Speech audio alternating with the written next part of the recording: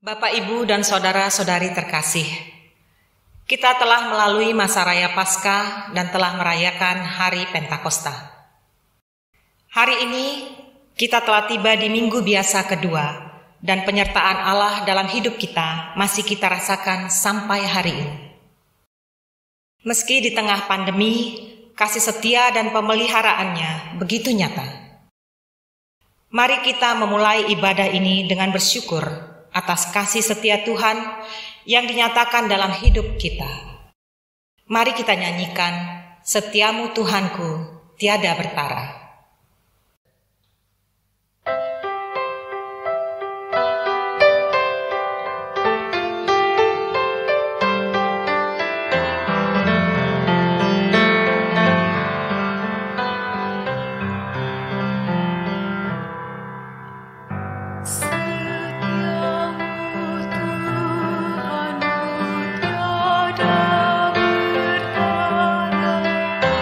Di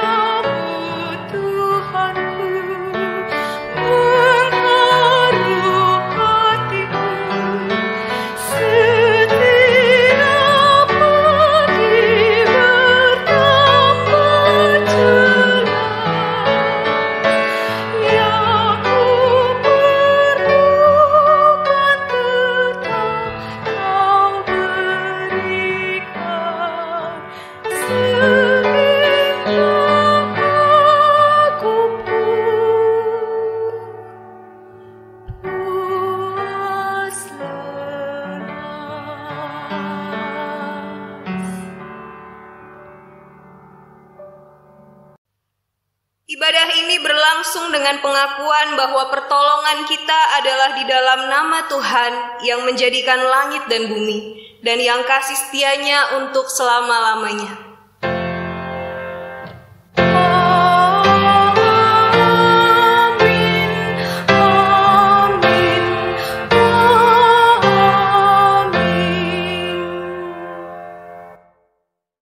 Damai Tuhan besertamu. Juga besertamu. Jemaat Tuhan, suatu hari seorang pemuda mendengar penjelasan tentang kerajaan Allah. Dan dia begitu tertarik untuk mengetahui seperti apa kerajaan Allah itu. Ia pun berdoa dan meminta kepada Tuhan agar ia diizinkan melihat kerajaan Allah. Melihat sekali saja, dan ternyata Allah mengabulkannya. Suatu malam ia bermimpi memasuki kerajaan Allah, dan ia begitu kaget dengan apa yang dilihatnya. Sebelumnya ia membayangkan bahwa kerajaan Allah adalah tempat yang indah dan hanya diisi oleh orang-orang yang hebat yang dipilih oleh Allah. Namun ketika ia sampai di sana, ternyata kerajaan Allah dipenuhi oleh orang-orang yang menderita. Dipenuhi oleh mereka yang lemah, miskin, terluka, dan bahkan tertindas. Namun mereka semua begitu bersukacita, karena di sana Allah menyambut mereka, dan semua orang saling menghibur dan saling melayani. Sejak itu, sang pemuda menjadi sadar bahwa kerajaan Allah bukanlah tempat bagi orang-orang yang sempurna, melainkan tempat bagi mereka yang dirahmati oleh Allah dalam segala keterbatasan mereka, dan yang bersedia menjadikan Allah sebagai raja atas hidupnya. Ketika Allah memerintah sebagai raja, orang menderita akan dikuatkan. Orang sedih akan dihibur. Orang yang miskin dan tertindas akan dibebaskan. Dan orang yang terluka akan dipulihkan. Pertanyaannya bagi kita, sudahkah kita menghadirkan tanda-tanda pemerintahan Allah itu dalam hidup kita?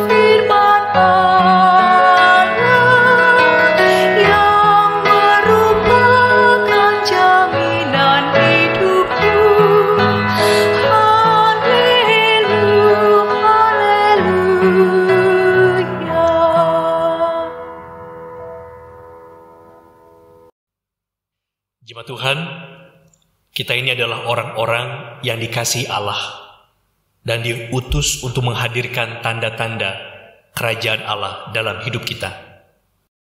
Namun, kita seringkali gagal melakukannya. Kita lebih sering membiarkan keegoisan kita bertahta di tempat yang seharusnya didiami oleh Allah. Oleh karena itu, mari kita mengakui dosa-dosa kita di hadapan Tuhan. Kita berdoa. Allah Bapa, Raja yang agung dan penuh kasih, Engkau adalah pencipta dan pemelihara semesta, yang mempercayakan kepada kami seluruh ciptaan-Mu untuk kami kelola. Namun kami hidup dengan tidak bijaksana, hingga semua tindakan kami berakhir menjadi bencana. Kristus Sang Penebus, Engkau membela mereka yang lemah dan mengampuni mereka yang berdosa. Namun kami yang sering mengaku sebagai murid-murid-Mu, justru sering tidak peduli dengan penderitaan orang lain, dan lebih suka menghakimi mereka yang melakukan kejahatan karena kepedihan hati yang sulit disembuhkan.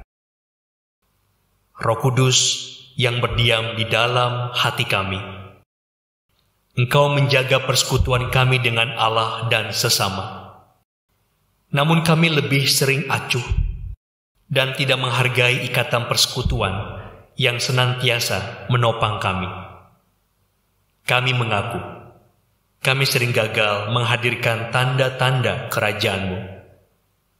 Kasihanilah kami dan ampunilah kami, ya Tuhan. Amin.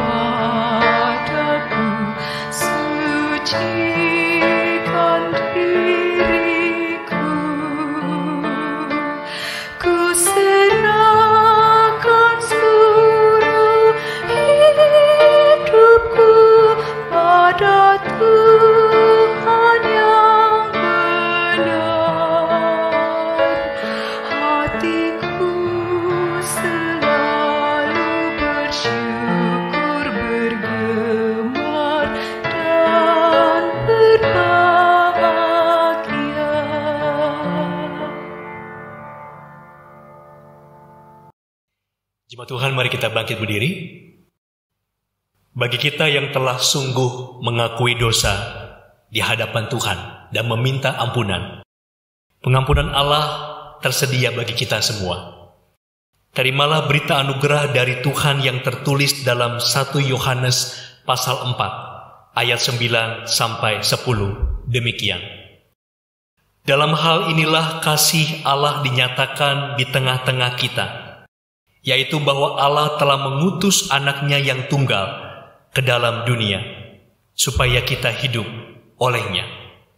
Inilah kasih itu, bukan kita yang telah mengasihi Allah, tetapi Allah yang telah mengasihi kita, dan yang telah mengutus anaknya sebagai pendamaian bagi dosa-dosa kita.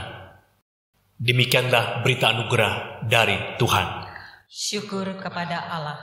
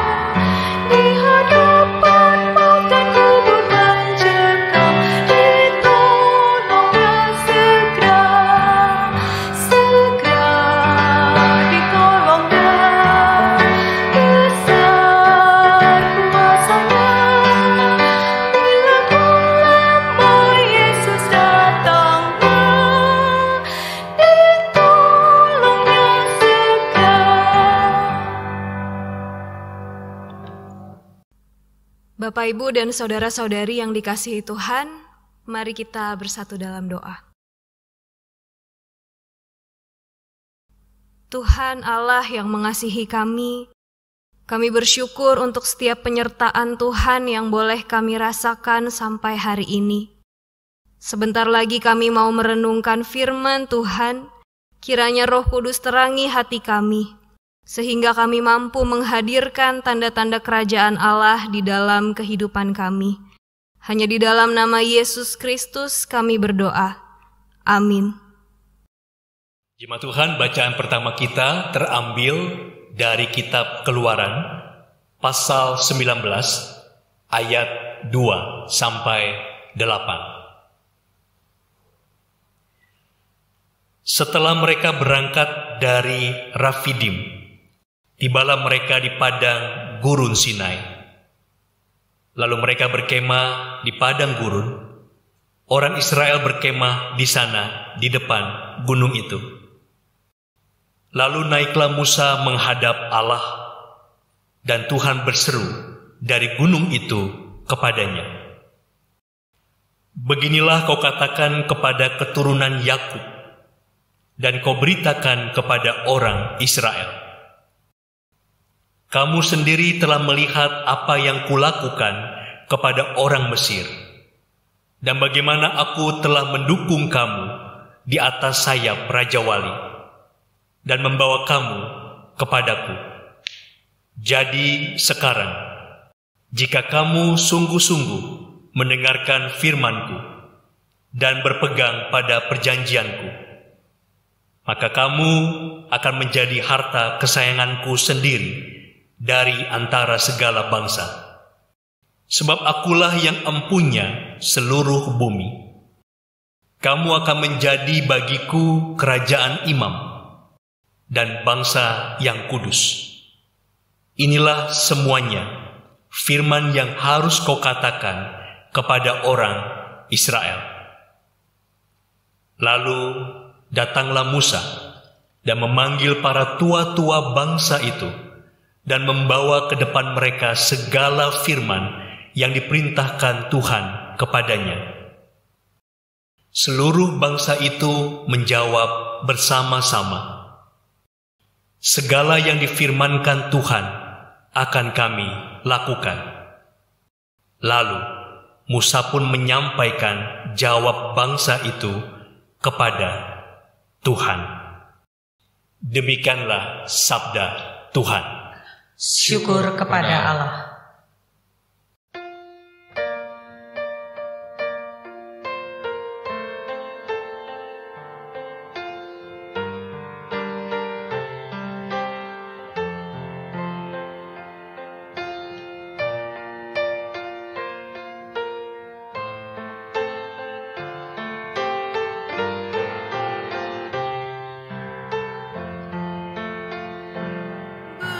Bersorak-sorak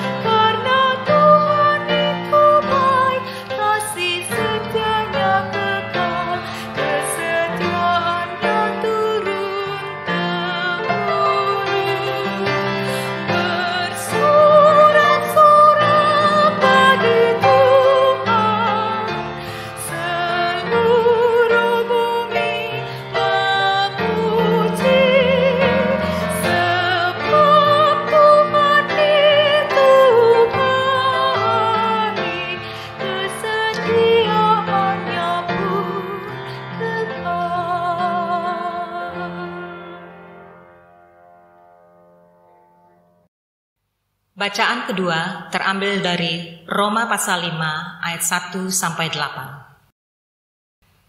Sebab itu, kita yang dibenarkan oleh iman, kita hidup dalam damai sejahtera dengan Allah oleh karena Tuhan kita, Yesus Kristus. Oleh Dia kita juga beroleh jalan masuk oleh iman kepada kasih karunia ini. Di dalam kasih karunia ini kita berdiri dan kita bermegah dalam pengharapan akan menerima kemuliaan Allah. Dan bukan hanya itu saja, kita malah bermegah juga dalam kesengsaraan kita. Karena kita tahu bahwa kesengsaraan itu menimbulkan ketekunan, dan ketekunan menimbulkan tahan uji, dan tahan uji menimbulkan pengharapan, dan pengharapan tidak mengecewakan. Karena kasih Allah telah dicurahkan di dalam hati kita oleh Roh Kudus yang dikaruniakan kepada kita. Karena waktu kita masih lemah, Kristus telah mati untuk kita orang-orang durhaka pada waktu yang ditentukan oleh Allah. Sebab tidak mudah seorang mau mati untuk orang yang benar, tetapi mungkin untuk orang yang baik ada orang yang berani mati. Akan tetapi Allah menunjukkan kasih-Nya kepada kita, oleh karena Kristus telah mati untuk kita, ketika kita masih berdosa. Demikianlah sabda Tuhan. Syukur kepada Allah. Pembacaan Injil Yesus Kristus diambil dari Matius 9 ayat 35 sampai 10 ayat 8.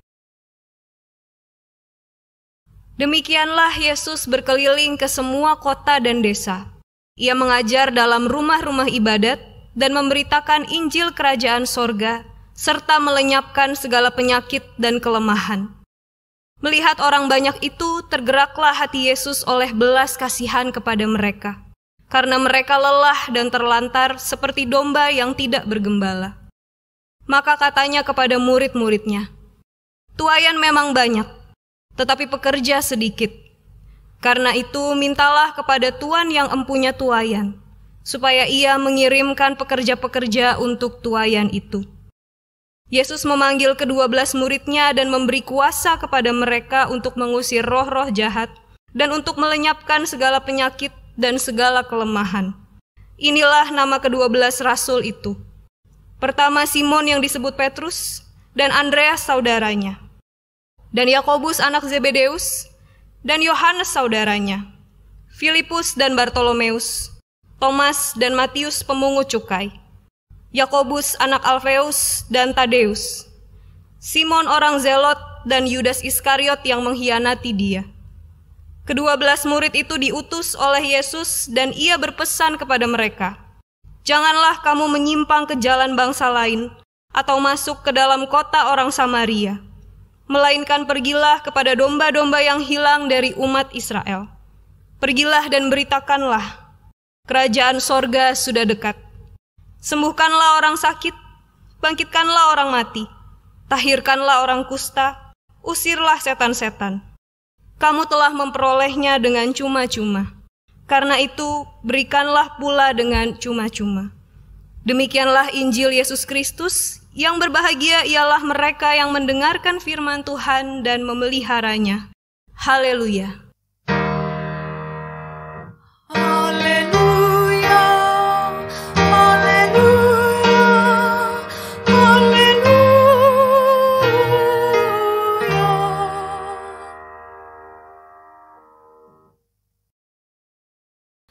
Selamat pagi Bapak Ibu dan saudara-saudari yang dikasihi oleh Yesus Kristus. Pagi hari ini kita kembali bertemu secara virtual, dan berdasarkan beberapa obrolan saya dengan teman-teman yang masih usia remaja, katanya yang kurang dari ibadah virtual ini adalah interaksi. Jadi hari ini saya mau mengajak Bapak Ibu untuk saling berinteraksi dengan orang yang ada di sebelah kiri dan kanan Bapak Ibu yang beribadah bersama. Saya mau mengajak kita semua untuk ngobrol soal pandemi COVID-19 yang sudah sekian lama ini menimpa kita. Saya mau tanya satu hal. Kira-kira berita apa yang paling menyedihkan yang Bapak Ibu dengar sampai hari ini selama COVID-19 ini terjadi? Berita apa yang menurut Bapak Ibu memilukan, menyedihkan, dan membuat rasanya kok hidup ini semakin berat saja selama pandemi COVID-19? Mari kita gunakan 30 detik sampai 1 menit dari sekarang untuk diskusi. Silahkan Bapak Ibu.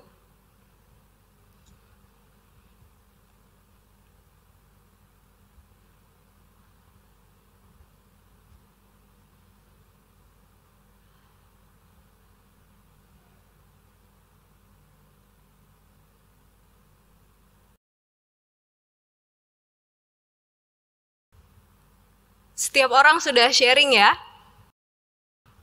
Saya juga punya beberapa berita yang saya dengar yang menurut saya cukup menyedihkan selama pandemi COVID-19 terjadi di Indonesia.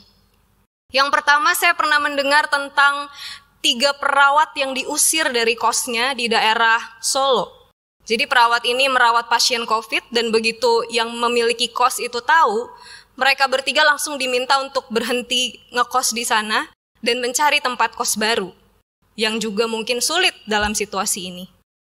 Dan yang kedua, di Serang ada seorang ibu yang mengaku sudah tidak makan 2 hari bersama dengan suami dan anak-anaknya.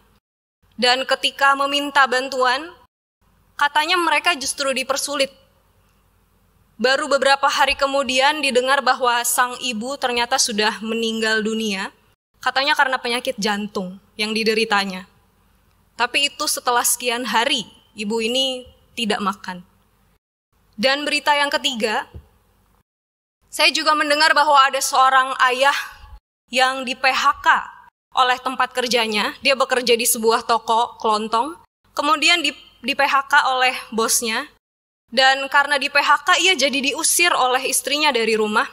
Dan akhirnya dia nekat mencuri tabung gas. Ketika kita mendengar bahwa tingkat kekerasan dalam rumah tangga itu meninggi pada saat pandemi COVID-19, mungkin yang pertama kali kita pikirkan itu korbannya anak-anak dan ibu-ibu. Tapi ternyata di sini kita melihat bahwa bapak-bapak juga menjadi korban. Dan kekerasan yang dilakukan kepada laki-laki itu sama buruknya dengan kekerasan yang dilakukan kepada perempuan. Dan belum lama ini kita juga mendengar bahwa di Amerika Serikat ada seorang lelaki kulit hitam yang dibunuh oleh 4 orang polisi yang bernama George Floyd yang meninggalnya. Dengan cara lehernya ditekan dengan lutut sampai dia tidak bisa bernafas. Dan itu memicu protes yang luar biasa dan beritanya sampai di negara kita. Ada banyak hal-hal yang membuat kita menderita selama pandemi COVID-19. Dan saat ini, kita sudah diperhadapkan pada realita bahwa kita akan segera memulai normalitas baru. Tentu kita harus mengakui bahwa ini bukan akhir yang kita inginkan. Karena akhir yang kita inginkan itu sebenarnya pandeminya berakhir. Betul ya? Tapi kita harus memulai normalitas baru dan kita harus berdamai dengan COVID-19. Dan kita harus menjalankan segala sesuatu seperti halnya kita menjalankannya secara normal dengan protokol kesehatan. Dan ini bukan yang kita inginkan tentunya. Tapi meskipun demikian, pandemi COVID-19 yang diakhiri dengan new normal ini memberikan kita kesempatan untuk menghadirkan kerajaan Allah dalam hidup kita.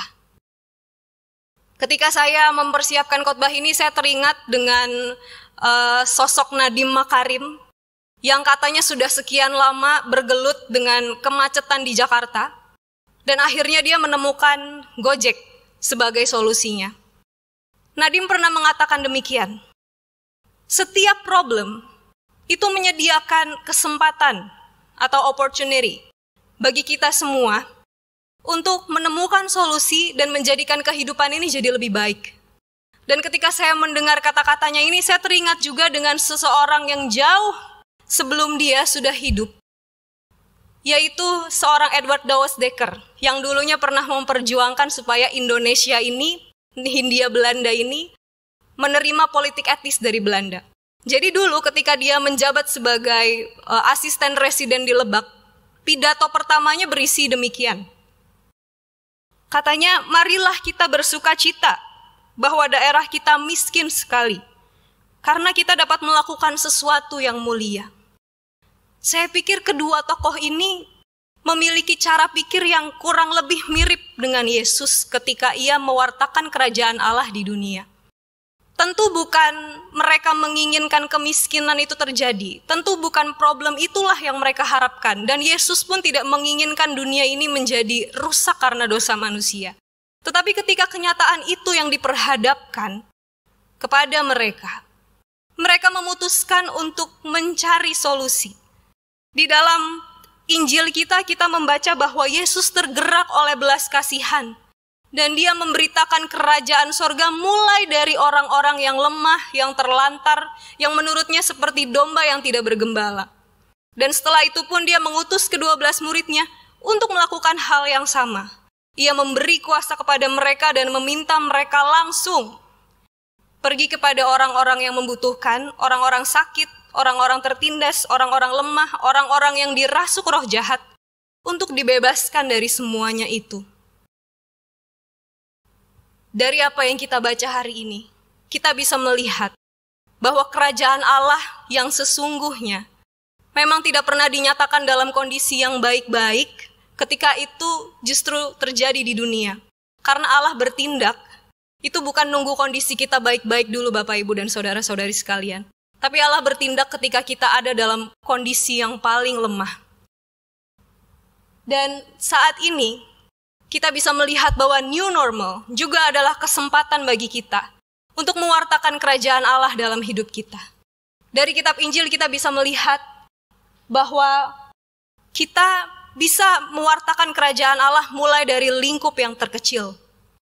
Kita bisa mulai tidak usah jauh-jauh sampai ke Amerika dulu, tapi kita bisa lihat dari situasi di rumah kita, bagaimana caranya kita mewartakan kerajaan Allah di sana.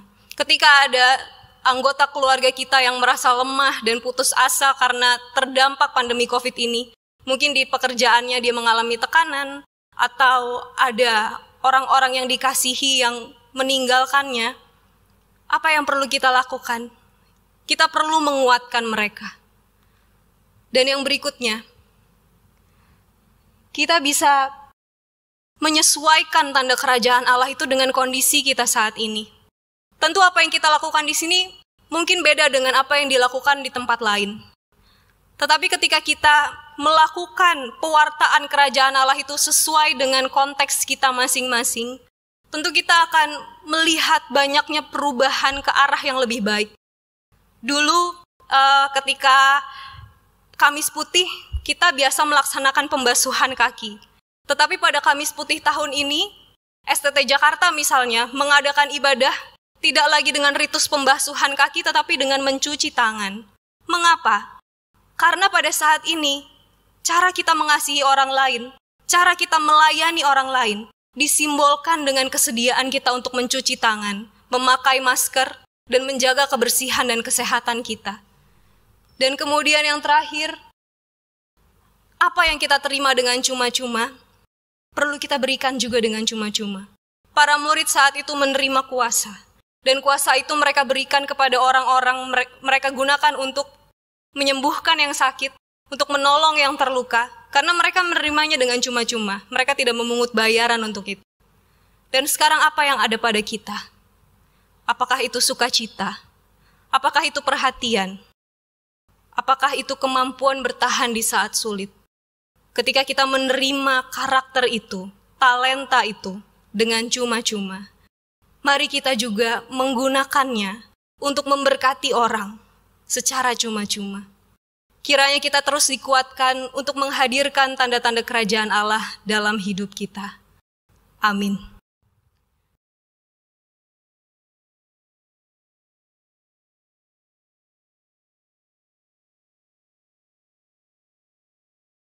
Jemaat Tuhan, bersama dengan umat Tuhan, marilah kita menyatakan iman percaya kita dengan menyatakan pengakuan iman rasuli. Hendaknya setiap kita mengatakan, aku percaya kepada Allah, Bapa yang Maha Kuasa, Khalik langit dan bumi, dan kepada Yesus Kristus, Anaknya yang tunggal, Tuhan kita, yang dikandung daripada Roh Kudus, lahir dari antara Maria, yang menderita sengsara di bawah pemerintah Pontius Pilatus, disalibkan, mati dan dikuburkan, turun ke dalam kerajaan maut. Pada hari yang ketiga, bangkit pula dari antara orang mati. Pada di surga, duduk di sebelah kanan Bapa yang Maha Kuasa. Dan dari sana Ia akan datang untuk menghakimi orang yang hidup dan yang mati. Aku percaya kepada Roh Kudus, gereja yang kudus dan am, persekutuan orang kudus, pengampunan dosa, kebangkitan orang mati, dan hidup yang kekal. Amin. Bapak, Ibu, dan saudara-saudari yang dikasihi Tuhan, mari kita bersatu di dalam doa syafaat.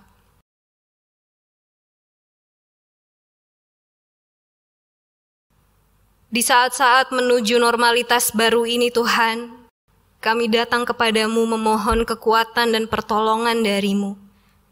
Ajarkan kami untuk menjadikan normalitas baru di dalam kehidupan kami ini sebagai kesempatan untuk mewartakan kerajaan Allah dan menghadirkan tanda-tanda kerajaan-Mu itu di dalam kehidupan kami. Tolong kami agar kami memiliki belas kasihan yang Yesus miliki ketika melihat orang-orang lemah, orang-orang terlantar, orang-orang miskin, orang-orang sakit, dan orang-orang yang membutuhkan pertolongan. Pada hari ini kami juga mau terus berdoa Tuhan bagi saudara-saudari kami yang sedang dalam kelemahan tubuh. Kami berdoa bagi Ibu Ellen di Jakarta, juga bagi Ibu Tumini. Kiranya Tuhan yang menolong proses pemulihan mereka, dan Tuhan yang menguatkan mereka di dalam menghadapi segala terapi yang harus dijalani. Kami juga berdoa untuk adik kami Elihu Tuhan.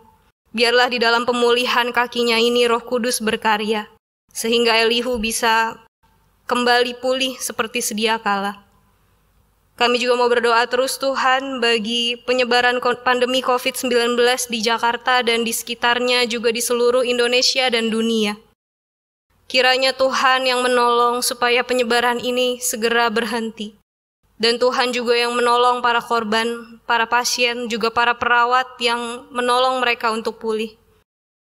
Dengan cara Tuhan dan pada waktu Tuhan, kami percaya pandemi ini akan berakhir. Kami juga memohon hikmat Tuhan bagi kami semua, agar kami dapat hidup dengan kesadaran untuk menjaga kesehatan.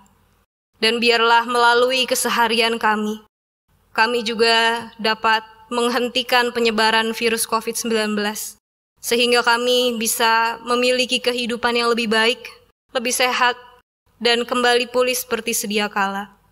Inilah kami yang berdoa kepadamu Tuhan. Kami berdoa di dalam nama Yesus Kristus yang mengajarkan kami berdoa. Bapa kami yang di surga, dikuduskanlah namamu, datanglah kerajaanmu, jadilah kehendak-Mu di bumi seperti di surga. Berikanlah kami pada hari ini makanan kami yang secukupnya, dan ampunilah kami akan kesalahan kami, seperti kami juga mengampuni orang yang bersalah kepada kami. Dan janganlah membawa kami ke dalam pencobaan, tetapi lepaskanlah kami daripada yang jahat. Karena Engkaulah yang punya kerajaan, dan kuasa, dan kemuliaan sampai selama-lamanya. Amin. Jemaat Tuhan, pemeliharaan Allah yang nyata sampai hari ini semestinya membuat kita tidak lagi khawatir dengan segala pergumulan yang ada. Dalam Kesakan, Rasul Paulus justru mengajak jemaat Filipi untuk bersyukur. Dalam Filipi pasal 4 ayat 6 menyatakan, "Janganlah hendaknya kamu khawatir tentang apapun juga, tapi nyatakanlah dalam segala hal keinginanmu kepada Allah dalam doa dan permohonan dengan ucapan syukur."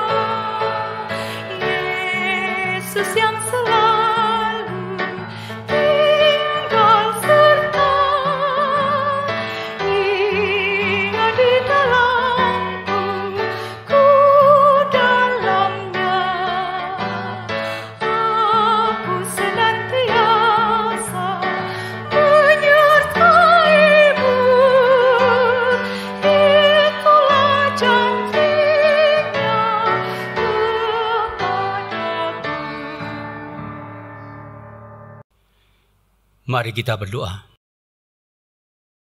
Ya Tuhan, berkat-Mu tidak terhitung banyaknya dalam hidup kami. Engkau memberikan kami kesehatan, keluarga, dan kekuatan dan kesempatan untuk bekerja.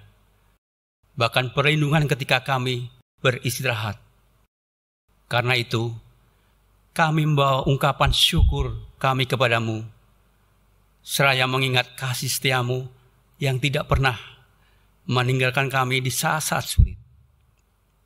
Biarlah persembahan kami ini juga Engkau pakai untuk menyatakan kerajaan-Mu di tengah kehidupan. Amin. Kerajaan Allah nyata ketika kita membalut yang terluka. Kerajaan Allah nyata ketika kita menghibur yang menderita. Kerajaan Allah nyata ketika kita menopang yang lemah. Kerajaan Allah nyata ketika kita menyambut yang terasing. Kerajaan Allah nyata ketika kita menghargai yang terkecil. Kerajaan Allah nyata ketika kita mewartakan kasih-Nya. Pergilah dan wartakanlah kerajaan Allah dalam hidupmu.